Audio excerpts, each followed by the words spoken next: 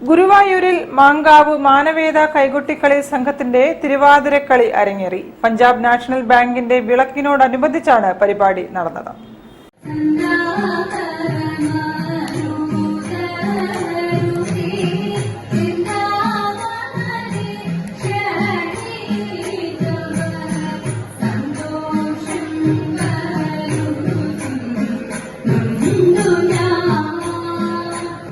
ഗുരുവായൂരിൽ പഞ്ചാബ് നാഷണൽ ബാങ്കിന്റെ വിളക്കിനോടനുബന്ധിച്ച് മാനവേദ കൈകൊട്ടിക്കളി സംഘം തിരുവാതിരക്കളി അവതരിപ്പിച്ചു.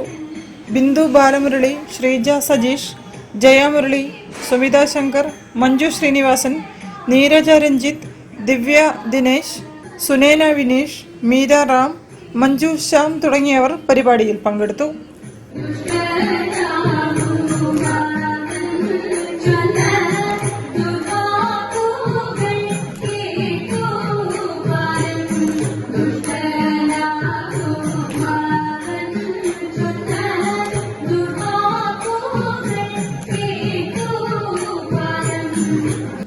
News bureau, Kozhikode.